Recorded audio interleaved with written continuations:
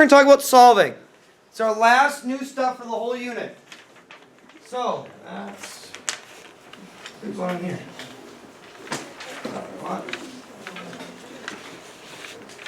Perfect. That's where I am, right? Yeah. Okay. Ooh. This is confusing. I don't know what that last page was.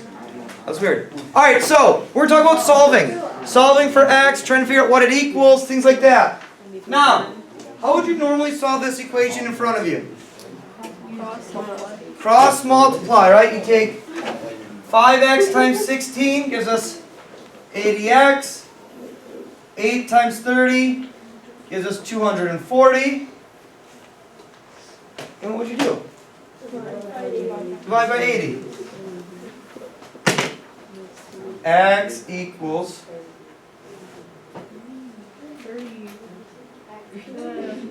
30? 3. Equals 3. Good. X equals 3. So yeah, so you would cross multiply, right? Do we all agree with that? We would cross multiply to solve that? Perfect. That's exactly how we're going to solve some rational expressions if we only have two terms. So, if they set two of these rational expressions or these fractions, that's weird, fractions equal to each other, we're just going to cross multiply. It's pretty simple. You have two terms, cross multiply. Now these are a little more difficult to cross multiply, but they're not that bad. 2 times x plus 2 equals 3 times 2x minus 4. Well, can you guys all solve this? We should all solve that, right? Angie, you have a question? Can we just already combine them? Yeah, you can distribute right away if you want. So, remember, you're going to distribute here. 2 times x, 2 times 2, 2x plus 4 equals 3 times 2x, 3 times negative 4, 6x minus 12. So, cross multiply and distribute, and now you can just solve like normal. Right, get all of our x's to one side. I like to get them to the left side, so I'm going to subtract 6x. Negative 4x plus 4 equals negative 12. Get your numbers to the other side. Minus 4. Negative 4x equals negative 16. And then divide by negative 4 on both sides. X equals positive 4. Now, can you do a bunch of those steps together and make it way shorter than what I just did? Yes, sir. Of course. If you are able to do that, go ahead and do it. I wrote them all out just because I want everyone to see all the steps.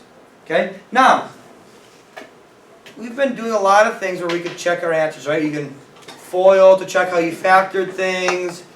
You can distribute, check how you factored things. Do you think there's a way to check your answer on here? Yes. Plug it in. Plug it in. Yeah, plug in for x. Now, I would double check that I check all of my answers. So I get, what is that? 4?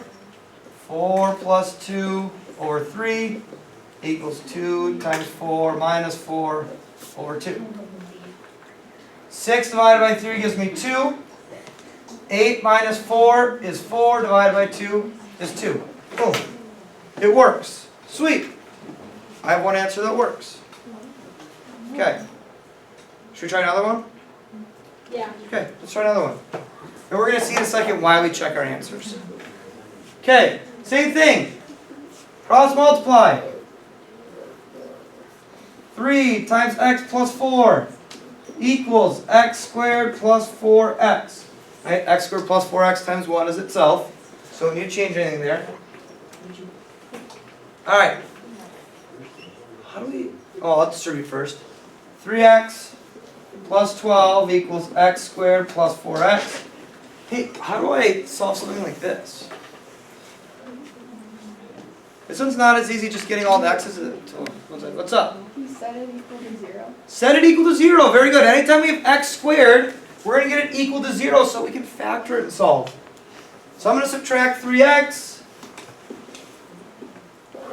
12 equals x squared plus x. Same thing, subtract 12. 0 equals x squared plus x minus 12. Awesome. We got it set equal to 0. I went really quickly and I apologize if I lost you. Right? You get everything to one side. Once I get it all equal to 0, then I can factor to try and solve it. Well, what is this going to factor to? X plus 4, x minus 3. Does anyone remember how we solved something like that?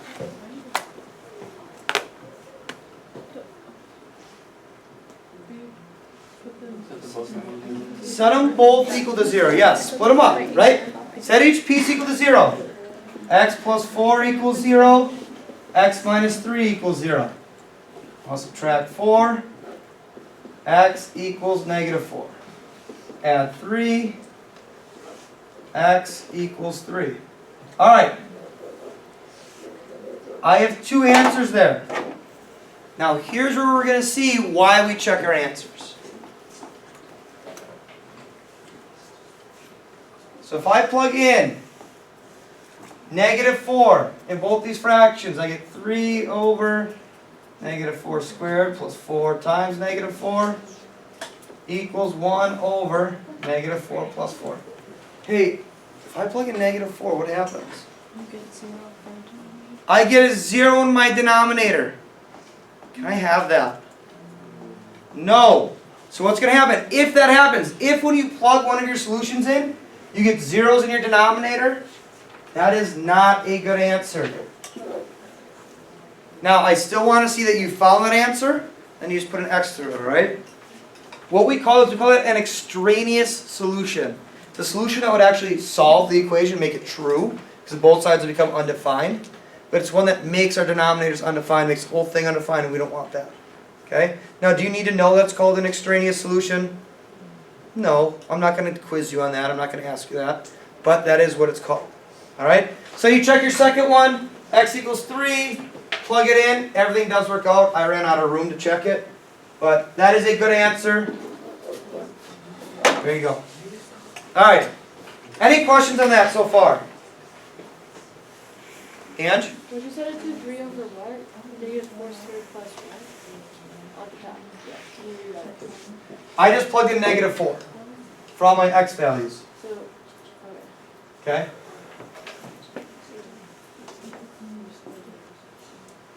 Alright. Any questions on that? Question? You good? Okay. What makes this one so much more difficult?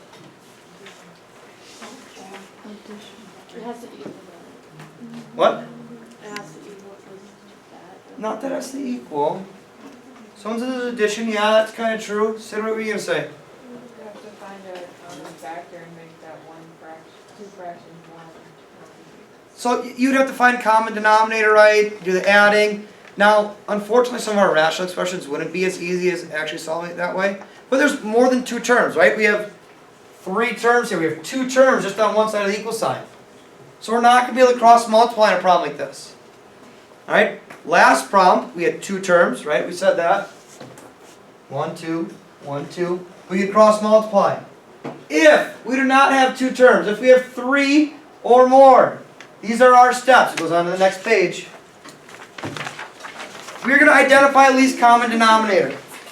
However, we are not going to actually make them all have the least common denominator. What we're going to do instead is we're going to multiply each side of our equation by that least common denominator because it will get rid of all of our denominators. And that sounds kind of crazy right now. We will see it in a second. Just relax, alright? And then we're going to solve whatever's left. So, if we look at our first example, 6 over x plus 5 over 4 equals 3 over x. What would my least common denominator be? Let's think about that. Come on. Here we go. Being difficult today. So, think about the numbers. I have 3x, I have 4, and I have x. The numbers, 3 and 4. 12, right? The least common denominator for 3 and 4 would be 12. Well, I have x, I have nothing, and I have x. X. So 12x is going to be my least common denominator. Now, we are not doing what we did for addition and subtraction. You are not going to think, well, what would make this be 12x and multiply top and bottom by it. Instead, what we are going to do is take 6 over 3x plus 5 over 4. We are multiplying that whole thing by our least common denominator. And what I do to one side of the equation, I must do to the other. So 3 over x will also get multiplied by that least common denominator. And you will see why in a second. Alright? If I do that, I distribute that, right? 12x over 1, if you want to think of it like that. 12x times 6 will give me 72x over 3x. Plus 12x times 5 will give me 60x over 4. Equals 3 times 12x is 36x over x. Alright. Once you've distributed, once you've actually done the multiplication, notice what's going to happen in each of those fractions. They can all simplify, can't they? What does 72 over 3 become? 24, and our x's cancel out. Plus, what does 60 over 4 become? 15. That x is still there, so it's 15x equals, if I look over here, 36x over x, those x's cancel, should equal 36. Whoa, what happened? All of our denominators went away, right? That is the goal when we're solving with 3 or more terms. Is we're going to multiply by the least common denominator so we can simplify away our denominators. Okay? And now we can all solve this, right? Subtract 24. 15x equals 12. And what would I do to solve? Divide by 15. So we get x equals 12 over 15, which we can reduce to 4/5, or if you really want to put it as a decimal, 0.8. Alright? Does that make sense? Okay, and then what you would do is you would check that answer, double check, doesn't make any of my denominators equal 0. In this case it won't, so I'm not going to waste the time to do it because I want to keep going to the next problem. Alright, is that okay? Do you have any questions though before I move on? This is very quiet today. Alright, let's try another one. Same sort of thing. I have 3 parts here, right? I have 2 over 1 minus 5 over 2a equals 2a over a plus 1. So I'm going to look at it, I'm going to try and think. What would my least common denominator be? 2a times a plus 1, right? None of my denominators share a factor. None of them. So I'm just going to take each piece, 1 times 2a times a plus 1. That's my least common denominator.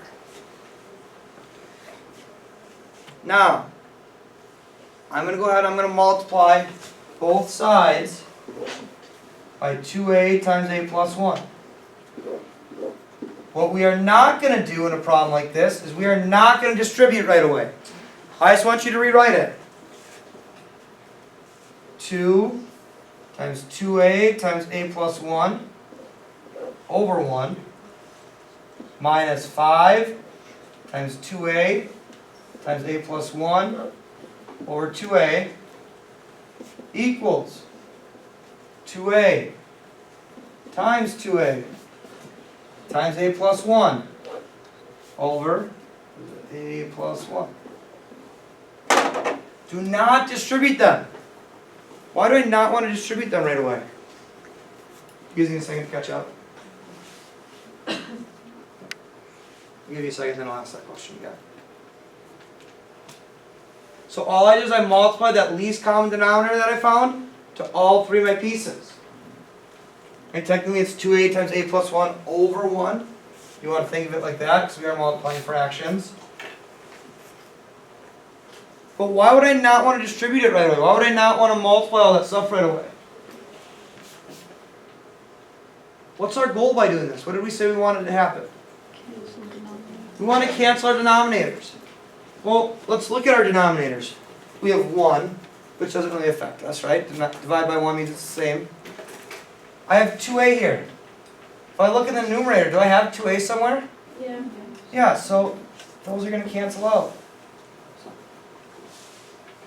I have a plus 1. Do I have a plus 1 in my numerator? Yeah. Yeah, those are going to cancel out. Once we've simplified those denominators away, then we can start multiplying things. So I'm just going to do 2 times 2a is 4a times a plus 1. I'm not ready to distribute that yet. Minus 5 times a plus 1, or 5a plus 5. I'm going to leave it in parentheses because remember that subtraction goes to both of those pieces. Equals 4a squared. Does everyone follow that step? I'll go through it one more time. I canceled out my denominators, and I started to multiply in the numerators. I did 2 times 2a gave me 4a times a plus 1. I still haven't gotten there yet. I distributed my 5 to a plus 1. I did 2a times 2a is 4a squared. Okay? Now I'm going to keep distributing. 4a times a is 4a squared plus 4a minus 5a minus 5. I distributed that subtraction in both those pieces. Equals 4a squared. Do we still follow me? Yeah. Yeah? Okay, now combine your like terms. 4a squared minus a minus 5 equals 4a squared. Well, we said when we have something squared, like x squared or a squared, we want to get it equal to 0, right? So let's subtract 4a squared.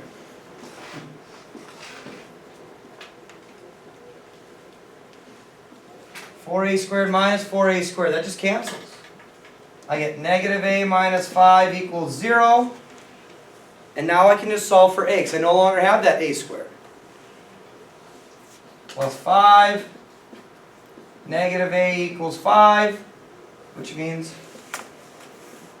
positive a equals negative 5. I multiply or divide by negative 1. That's out of my way. That was a long problem. It's a lot of writing. Do we have any questions on that problem? Right, what would you do with a equals negative 5 now?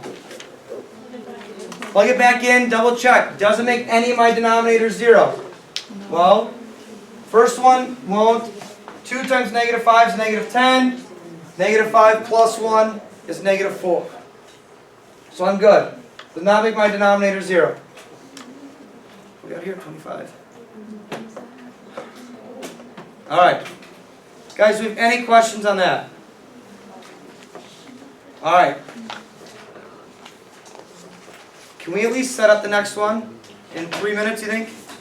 Okay, let's do it quick. We won't go through it, we're just going to set it up though. Okay? Example 2.